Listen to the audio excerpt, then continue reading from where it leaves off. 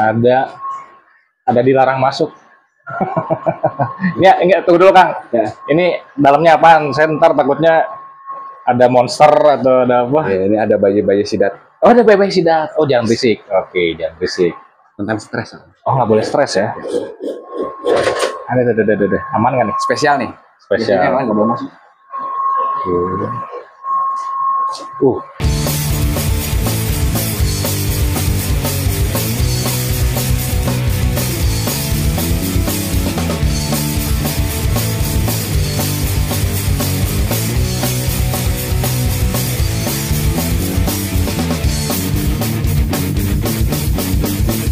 Yo, balik lagi bersama Mario di sini, tentunya di channel Mario sendiri, guys. Kali ini kita sudah sama Kang Wisnu ya.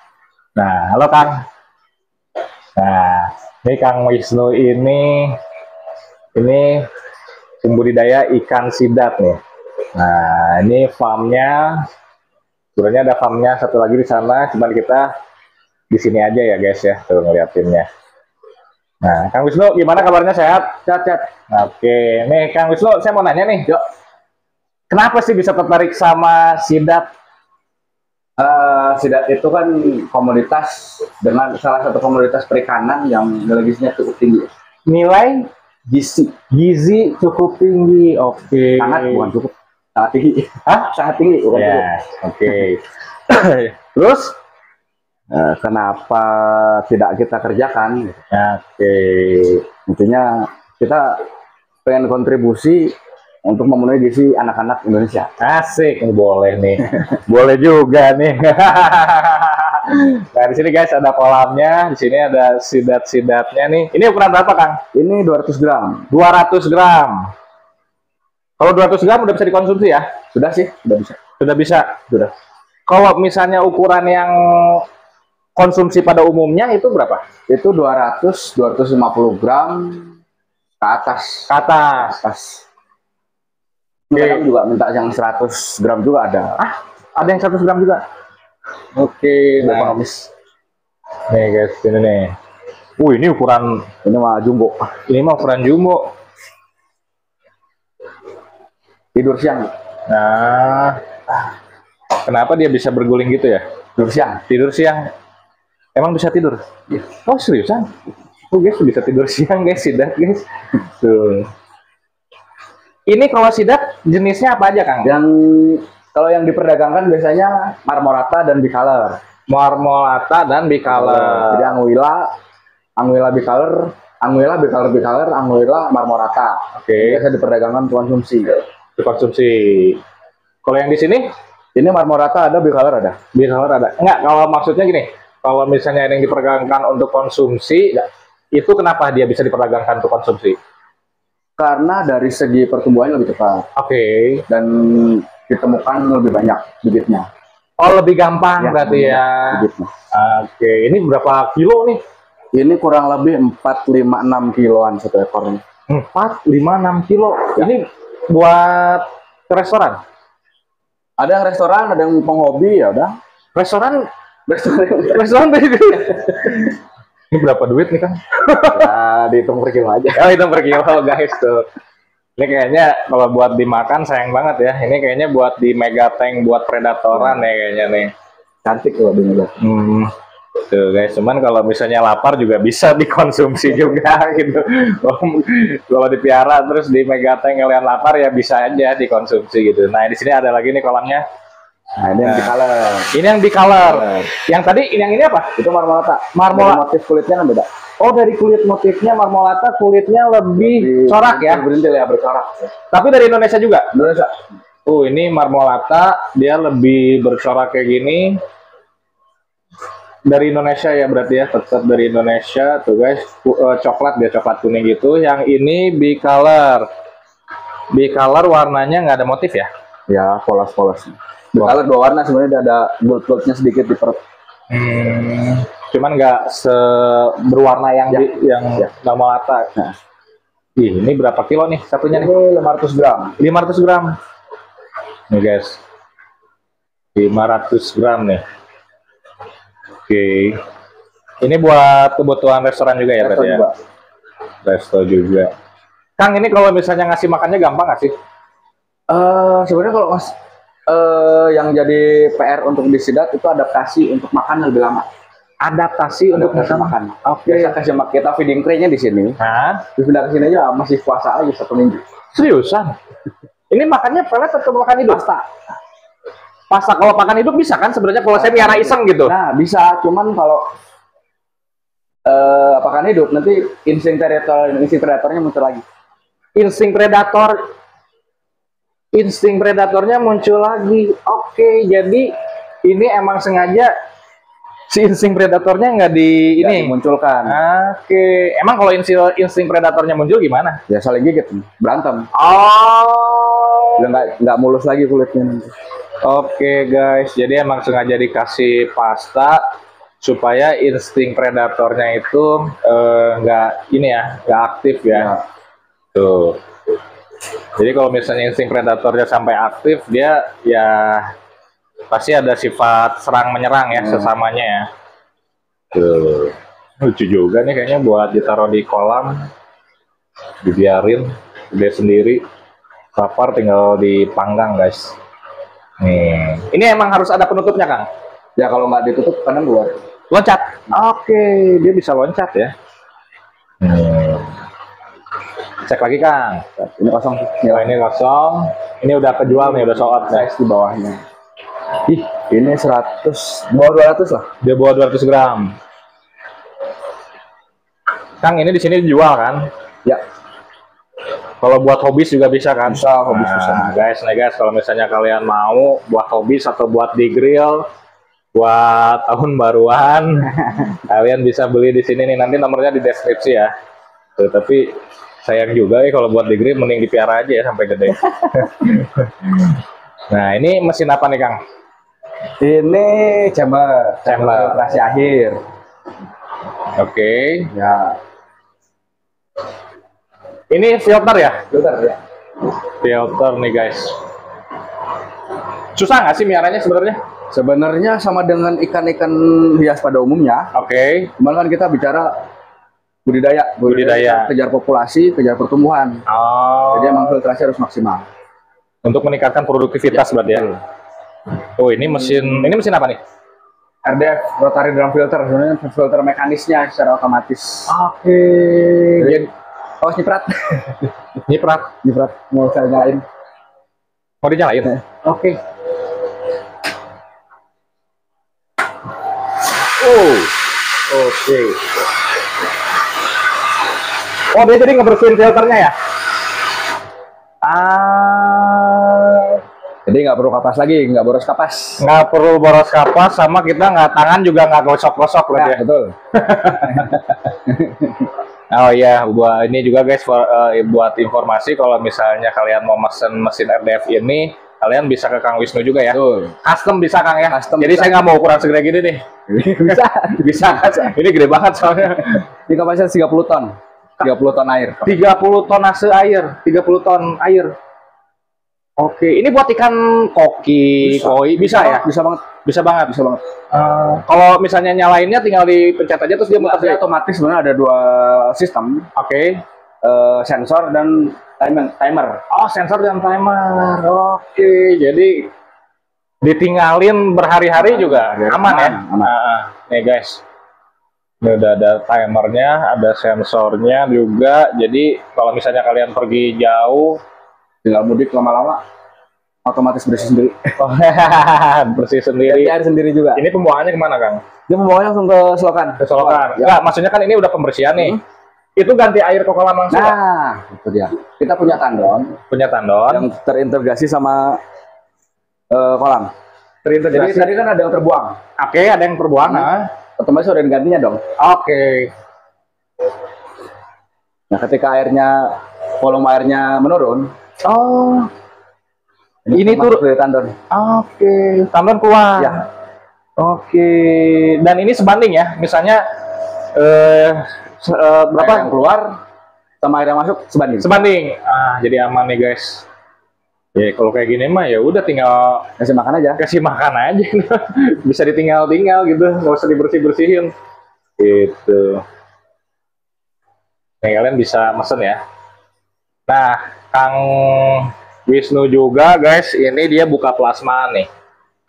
Ya bukakan Kang ya. Soalnya emang karena ini bisnisnya emang dia masukin ke restoran-restoran, terutama restoran Korea dan Jepang. Dan di sini perlu plasma. Betul. Jadi emang karena kalau bermain sendiri Kang Wisnu juga belum bisa memenuhi secara maksimal untuk kebutuhan pasar gitu. Jadi kalau misalnya kalian mau berminat menjadi plasma, kalian bisa kontak Kang Wisnu aja. Nanti kalau misalnya kalian tertarik untuk bisnis ini, kalian bisa juga sepaket Kang ya. Ya betul. Sepaket misalnya kalian mau disettingin semuanya sama RDF-nya, sama bibitnya juga sekalian, bisa pakannya juga. Nanti, jadi kalau sistemnya gimana Kang? Saya beli glass ale-nya atau gimana nih? Kalau saya kan bahasanya gini ya, kita ambil risiko tertinggi. Oke. Dari glass ale, bibit yang terkecil. Dari glass ale sampai dengan alpha ukuran 10 gram, itu resiko tinggi kematian. Bisa 100%. Itu dari kami. Oke. Nanti plasma kita kasih bibit yang 10 gram up. Oke. Nah, ketika 200 gram kita beli lagi. Oke. Kita ketika 200 gram Kita beli lagi. dibeli lagi, jadi bisa di store. Bisa. Kalau misalnya saya mau ikutan nih, saya beli, terus udah gede, saya setor balik, bisa? Bisa. Oke. Nah, ini baru nih, guys. Udah ada pasarnya, jadi enak nih. Tinggal belajar nih, tinggal ngetes nih. Itu. Kang, kita lihat-lihat yang lagi, yang lain lagi yuk. Boleh. Ada dilarang masuk. Enggak, tunggu dulu, Kang. Ya. Ini dalamnya apaan? Saya ntar takutnya ada monster atau ada apa? Ya, ini ada bayi-bayi sidat. Oh, ada bayi-bayi sidat. Oh, jangan berisik. Oke, jangan berisik. Tentang stres. Oh, nggak boleh stres ya? Ada. Aman nggak nih? Spesial nih. Spesial. Biasanya nggak boleh masuk. Ini udah kayak laboratorium, guys. Ini liter. Udah gitar.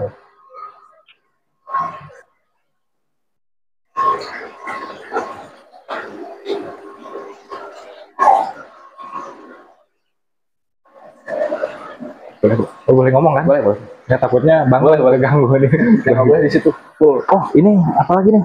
Yaitu untuk glass ale yang bener-bener Mas kecil ya? Jangan lah. Ini guys, buat informasi kenapa Kang Wisnu nggak ngizinin saya masuk ke sini. Ini ada proses karantina glass ale yang dimana bayi-bayi sidat ini sangat sensitif sekali, betul kan Kang? Nah, jadi saya juga nggak mau ngambil resiko, takut terganggu, ntar mereka stres atau gimana gitu. Jadi emang ini forbidden area lah, area terlarang. Nah, kita nggak bahas yang di sini aja guys. Nah, ini udah relatif aman yang kalau begini. Oh, ini udah relatif aman nih. Ini ukuran berapa, Kang? Ini sekitar 32 gram. 3 sampai 2 gram. Sampai 2 gram. Ini nanti ini yang ke plasma yang sebesar ini? Ya, enggak di atas ini. Oh, di atas masih ini. Masih lebih sensitif. Terus kita 10 gram baru kita lempar ke plasma. 10 gram ya? 10 gram. Oke, ini belum ke plasma guys. Ini berarti Kang Wisnu ini masih ngebesarin sampai 10 gram ya Kang ya? Nah, baru udah 10 gram, posisi aman, baru dikasih ke plasma gitu. Jadi resiko terbesarnya ada di Kang Wisnu. Ini Kang Wisnu kurang baik gimana lagi? Kita juga usaha. Kita pernah ngalamin hal-hal nggak enak, jangan sampai orang juga ngalamin. Oke, wah nice. Nih bener nih berarti ini Kang Wisnu nih. Luar biasa lah. Nih jadi ini resiko tertinggi itu di sini nih. Jadi Kang Wisnu tuh nggak mau jual ke plasmaan dengan ukuran segini. Itu karena masih beresiko kematian tingkat tinggi. Jadi nanti yang dikasih sama Kang Wisnu itu adalah ukuran yang besar, yang 10 gram ya Kang. Sekelingking ada Kang? Kelingking lah kurang lebihnya. 10. Oke. Ini udah dijual belum sih? Ini belum sih. Belum. Ini beda, yang ini kita anggap premium karena dari usia sama, tapi ukuran lebih besar. Oke. Jadi nantinya masuk kelas premium. Kelas premium. Biasanya premium 30% dari total tebar. Ini warna, ini jenis apa nih? Bicolor. Bicolor. Oh guys, ini kalian kalau miara ini si filternya harus ditutup Kang ya, saluran airnya ya. Kenapa tuh? Nanti lepas semua masuk ke sistem filtrasi. Oh, nah itu challenge-nya tuh. Jadi kalian kalau mau nyiapin kolam sidat itu dipastikan tidak ada lubang Dan biasanya lubang filter ini nih yang sering kesedot nih, gitu. Ini kayaknya saya pengen miara nih kayaknya sudah. Oh, boleh, silakan. Yang monster aja. Oh jangan yang monster mah itu nanti bukan apa-apa Kang. Jadi takutnya saya ngelihat jadi lapar gitu. Nih, gitu guys. Jangan yang monster. Saya melihatnya lapar gitu. Soalnya tadi udah makan. Nanti ada videonya kita masukin lagi nge-grill sama makannya nih. Ini kalau kayak gini berapaan nih Kang? Ini sekitar 1,5. 1,5 apa? Juta. Segimana? 1 kilo. Oh 1 kilo. Kilo itu sekitar berapa ya? 3.000 atau 4.000 ekor ya? 3.000 4.000 ekor. Oke, ini bisa jadi berapa kilo nih? Kalau saya hitungannya begini, 1 kilo glass eel sampai panen itu sekitar 1 ton. Ah, 1 kilo bisa jadi 1 ton? Dengan saya hidup semua. Jadi sebenarnya 1 kilo glass eel kan 6.000 ekor habisnya. Kita ambil di VAC 2.000 ekor mati lah. 2.000 ekor mati, ya. Oke. Sorry. Ya benar. Berapa persennya tuh berarti? Gimana? Berapa persennya tuh kalau 2.000 ekor mati? 80 lah. Hah? 80% SR, survival rate. Oh 80 survival rate, berarti 20% kematian ya? Oke. Sampai bisa jadi 1 ton. Bisa jadi 1 ton. Buset, bisa jadi 1 ton dengan ukuran satunya berapa? 250 gram. 250 gram. Itu bisa jadi berapa juta? Hitung-hitungan itu di belakang lah. Tuh guys, kalau misalnya kalian berminat, nanti ngobrol lebih serius aja ke Kang Wisnu lah. Saya nggak ini nih, nggak etis juga ngobrolin harga di sini. Oh ini yang ukuran kecil ya? Ya ini lebih kecil. Ini udah kemarin itu diambil plasma. Oh ukuran segini? Ya, dia berani. Dia berani. Dan uji nyali berarti ya? Kita nilai memenuhi syarat. Oke. Ini sebenarnya nggak boleh ya, ukuran segini nggak boleh, cuman karena Kang Wisnu menilai plasmanya itu emang memenuhi syarat, jadi emang apa pengetahuan dan pengalamannya udah mumpuni, ya Kang Wisnu ya dilepas juga gitu guys.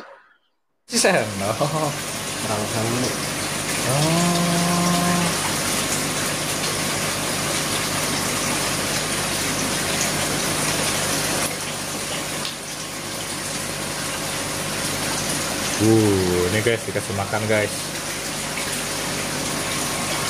Oh dia nggak diawurin ya berarti ya? Dia yang makan di atas, kemudian di bawah juga ada. Ih, lucu amat. Oh ini apaan nih Kang? Ini kayaknya anakan ikan mau ya? Buat mainan kayaknya. Ya, buat main. Oh bukan buat makannya ya? Bukan. Oh, tapi bisa. Oh ini ada udang galah. Info. Kita juga lagi R&D untuk udang galah dengan sistem yang sama. Lagi pembudayaan udang galah juga. Ya. Kelihatan nggak? Ada sih udang galah. Oh ini nih ada nih. Bukan udang sawah ya, udang galah. Udang galah. Bedanya udang sawah sama udang galah itu bisa sampai ukuran 1 kilo per ekor. Capit biru. 1 kilo 1 ekor. Ya. Capit biru. Seriusan? Ya. Kalau lihat konten-konten mancing di Kalimantan yang didapat udang capit warna biru. Oh, itu udang galah. Iya, udang galah. Bisa sampai 1 kilo.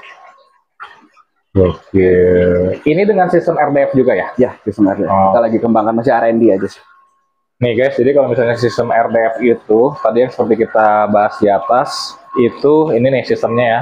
Ini bisa dipakai untuk semua ikan nih.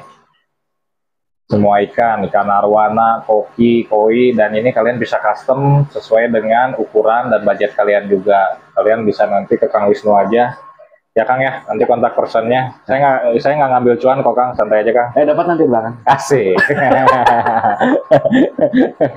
Guys, kita jalan-jalan. Oh ya, ini kita lagi nge-grill nih. Kita Kang Obay. Nah, nih Kang Obay udah nge-grill nih. Tuh, dan ini udah unagi apa sidat ini tanpa bumbu juga, tanpa penyedap rasa juga udah sedap ya Kang ya. Ya. Ini yang ngebedain, makanya orang-orang Jepang atau orang-orang luar sana pada doyan ya karena emang gurih alami ya. Itu gurih itu dipengaruhi sama lingkungan hidup nggak sih kan? Saya rasa karena dia kan hidup di air laut dan air tawar. Oke. Jadi ya kurang lebih rasa gurih-gurihnya mirip ikan air laut ya. Air, oke, ya ya ya, paham paham paham paham paham. Jadi si tes air lautnya dapat juga ya dia. Nah, Kang kalau mau nanya nih, Ya. kalau misalnya ini bisa dikembangin nggak di kita budidaya nggak? Bisa banget. Maksudnya budidaya gimana? Di kita jadi bikin glass L sendiri bisa nggak sih? Oh, itu belum bisa karena memang dari apa ya? Dari para profesor-profesor kita, profesor-profesor luar itu belum bisa mengembangbiakan, belum bisa memijahkan lah intinya. Oke, ini karena di dua alam ya. Jadi Ya, dia kebalikan salmon kan? ya, karena katanya ya, mereka memijahnya itu di palung laut. Sedangkan kita belum punya teknologi yang tekanan airnya dengan kedalaman tertentu kan gitu. Iya iya iya. Kalau salmon masih bisa ya, Ya. di setting ya. Ya karena salmon kan mijahnya di Air laut. sungai. Kalau ini ya tekanan air lautnya yang menjadi PR nih. Berarti emang semuanya masih penangkapan alam ya berarti ya.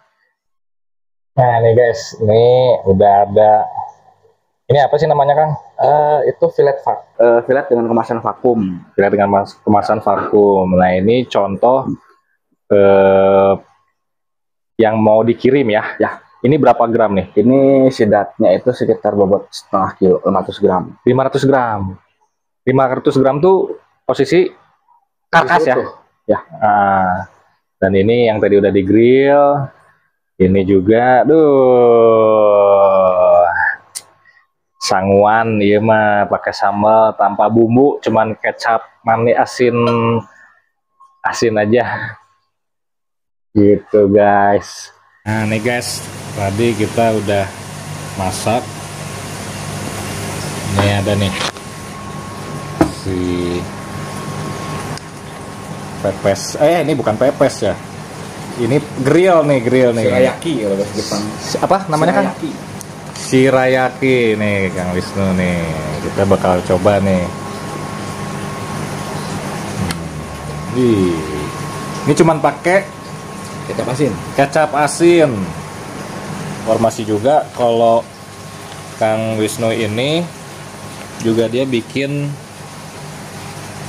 ini nih, pepes unagi. Ini udah beredar di pasaran Kang? Udah ya? Kalau ini dibanderol harga berapa nih? Itu 65.000. 65.000.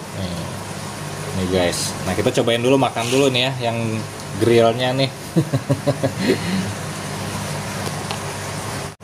Kang Wisnu nggak makan? Udah sering berarti ya.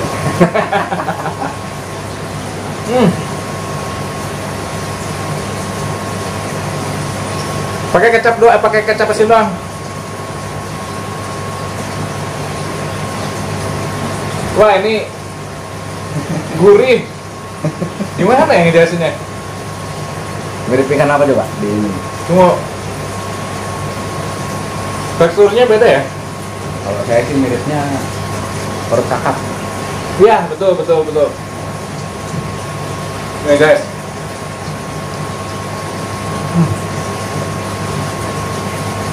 Ini cuma pakai kecap asin aja, enak.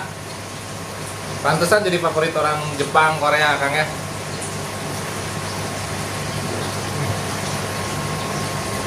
Gizinya gimana, Kang?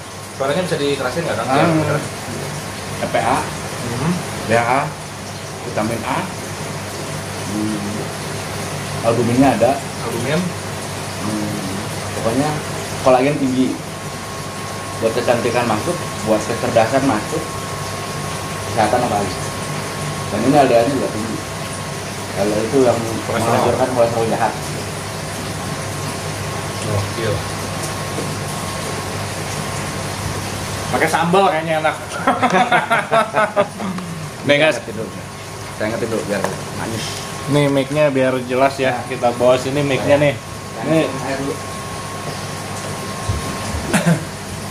Ini juga ada pepesnya. Ini ada pepesnya. Ini 100% sidat ya? Sidat. Nah ini kata Kang Wisnu, ini bisa bertahan 2 tahun. Dan ini bisa bertahan 2 tahun Tanpa tanpa freezer. Jadi diginiin aja, yang penting nggak kena sinar matahari, atau misalnya taruh di lemari di dapur kalian, ini masih bisa dikonsumsi 2 tahun. Ini bagus nih buat bencana ya. Kalau ada buat apa? Ransum nih 2 tahun. Tunggu Kang, ini saya mau nanya nih ya. Ini 2 tahun pakai pengawet nggak sih? Enggak dong. Ini namanya teknologi tretot, jadi pemanasan tingkat tinggi. Kita sebut gampangnya apa ya, nano sterilizer. Oh, nano sterilizer. Oke, ini sistem nano sterilizer. Jadi guys, ini kalau misalnya bertahan 2 tahun itu bukan yang pakai pengawet ya, apalagi pengawet kimia, tapi ini menggunakan sistem nano sterilizer, teknologi tinggi. Nah ini nih, jadi ini bisa bertahan 2 tahun nih. Oke, Sudah halal BP POM. Sudah halal BP POM. Ini sekarang udah beredar di mana? Untuk sementara ya sampai dulu kita buka reseller dulu di sini. Oke, bisa dicoba kan? Boleh sih. Nanti kita nanti dulu. Nanti dulu, oke siap nih. Ini kan, ini saya bisa makan lagi. Boleh. Di Sanuan guys. Pakai nasi. Ini nasinya kebanyakan nih saya nih. Banyak pakai pepes. Hah? Bukan, nanti saya kayak makan kan. Apa? Ini beneran buat saya sendiri? Iya.